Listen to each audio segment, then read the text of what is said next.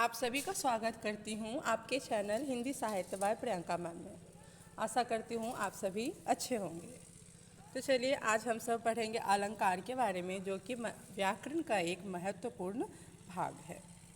सबसे पहले शुरू करते हैं अलंकार की परिभाषा। पहले देखते हैं कि अलंकार आखिर किसे कहते हैं। तो सबसे पहले बात है कि बेटा अलंकार का मतलब होता है आभूषण। और आभूषण जिस प्रकार व्यक्ति पहनता है अपने आप को सुंदर बनाने के लिए, उसी प्रकार हम काव्य की शोभा बढ़ाने के लिए अलंकारों का प्रयोग करते हैं। परिभाषा देख लेते हैं। काव्य की शोभा बढ़ाने वाले तत्वों को अलंकार कहते हैं। अलंकार के 4 भेद हैं। पहला शब्दालंकार, अर्थालंकार, उभयालंकार और पाश्चात्य अलंकार। चलिए देखते हैं शब्दालंकार के अंतर्गत कितने का अलंकार आते हैं। शब्दालंकार, काव्य में शब्दगत चमत्कार को शब्दालंकार कहते हैं। अर्थात शब्दों के माध्यम से जो काव्य में चमत्कार उत्पन्न किया जाता है उसे हम शब्दालंकार कहते हैं। शब्दालंकार मुख्य रूप से 7 प्रकार के होते हैं, जो इस प्रकार हैं।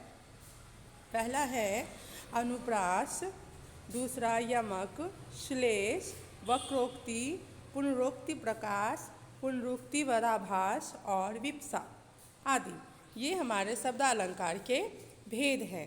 तो चलिए सबसे पहले पढ़ते हैं अनुप्रास अलंकार के बारे में कि अनुप्रास अलंकार कहते किसे हैं।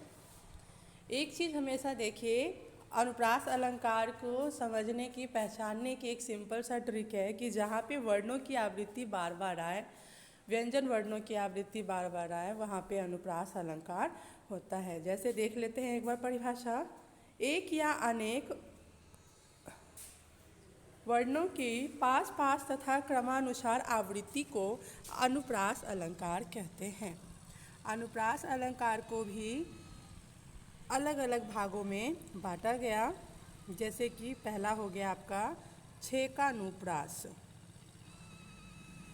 छेकानुप्रास देखते हैं छेकानुप्रास किसे कहते हैं। छेकानुप्रास जहाँ एक या अनेक वर्णों का एक ही क्रम में एक बार आवृत्ति हो, वहाँ पे छेकानुप्रास अलंकार होता है। जैसे इस करुणा कलित हृदय में अब विकल रागनी बजती है। यहाँ करुणा कलित में छेकानुप्रास है। दूसरा है वृत्यानुप्रास। वृत्यानुप्रास काव्य में 5 वृत्तियाँ होती हैं। कौन कौन सी? पहली मधुरा, ललिता, प्रौढ़ा, परुषा और भद्रा। कितनी होती हैं वृत्तियाँ? 5 वृत्तियाँ होती हैं। पहला मधुरा, ललिता, प्रौढ़ा, परुषा और भद्रा। कुछ विद्वानों ने 3 वृत्तियों को ही मान्यता दी है, जिनमें है उपनागरिका, परुषा और कोमल। इन वृत्तियों के अनुकूल वर्ण साम्य को वृत्यानुप्रास कहते हैं। जैसे कंकन किंकिनी नूपुर धुनी सुनी। यहाँ पर न की आवृत्ति 5 बार हुई है और कोमला या मधुरा वृत्ति का पोषण हुआ है, अतः यहाँ वृत्यानुप्रास है। तीसरा है श्रुत्यानुप्रास। जहाँ एक ही उच्चारण स्थान से बोले जाने वाले वर्णों की आवृत्ति होती है, वहाँ श्रुत्यानुप्रास अलंकार होता है।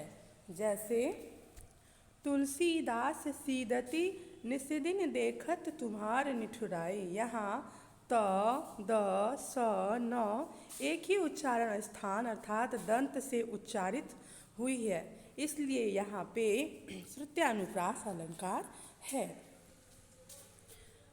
चौथा है वृत्यानुप्रास अलंकार। जहाँ पद के अंत के एक ही वर्ण और एक ही स्वर की आवृत्ति हो, वहाँ अंत्यानुप्रास अलंकार होते हैं। जैसे जय हनुमान ज्ञान गुण सागर, जय कपीश तिहु लोक उजागर।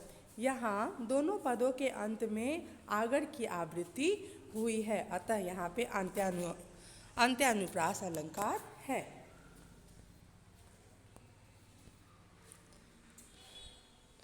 पांचवा है आपका लाटानुप्रास।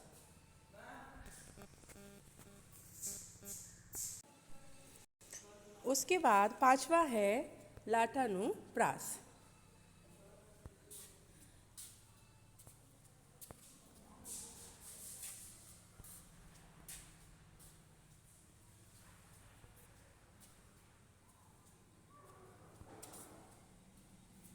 जैसे देख लेते हैं, लाटानुप्रास जहाँ समानार्थक शब्दों या वाक्यांशों की आवृत्ति हो वहाँ, परंतु अर्थ में अंतर हो, वहाँ लाटानुप्रास अलंकार होता है। एक बार फिर से देख लेते हैं, लाटानुप्रास जहाँ समानार्थक शब्दों या वाक्यांशों की आवृत्ति हो परंतु अर्थ में अंतर हो, वहाँ लाटानुप्रास अलंकार होता है। जैसे पूत सपूत तो क्यों धन संचय, पूत कपूत तो क्यों धन संचय। यहाँ प्रथम और द्वितीय पंक्तियों में एक ही अर्थ वाले शब्दों का प्रयोग हुआ है, परंतु प्रथम और द्वितीय पंक्ति में अंतर स्पष्ट है, अतः यहाँ लाटानुप्रास अलंकार है। आज हम लोग पढ़े हैं अनुप्रास अलंकार के बारे में, कि अनुप्रास अलंकार के 5 प्रकार पढ़े हैं, 6 का अनुप्रास, इन सब के बारे में जाने हैं। अब आगे यमक अलंकार के बारे में पढ़ेंगे। आज के लिए इतना, कल कंटिन्यू इसी टॉपिक पे हम लोग पढ़ाई करेंगे। अगर वीडियो अच्छी लगी है तो वीडियो को लाइक एंड सब्सक्राइब ज़रूर करें। धन्यवाद।